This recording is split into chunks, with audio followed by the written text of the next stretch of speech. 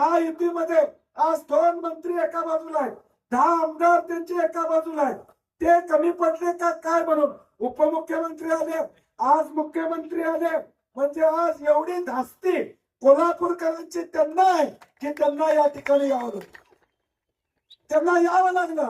एवढी धास्ती त्यांना कोल्हापूरकरांची या ठिकाणी आहे.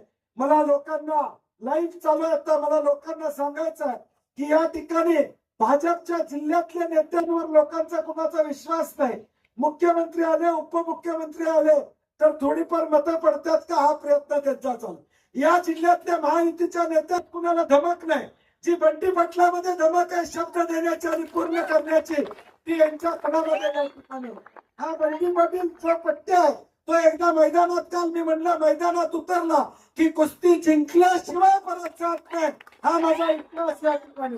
आणि म्हणून मी शब्द दिलेला आहे कोल्हापूरकरांना, मी शब्द दिला थेट पाईपलाईनचा, मी शब्द दिला आता महिलांच्या आरोग्याचा, मी शब्द दिलाय खड्डेमुक्त रस्त्याचा, मी शब्द दिलाय प्रदूषण मुक्त कोल्हापूरचा, मी शब्द दिला IT पार्क कडून मुलांना नोकऱ्या देण्याचा.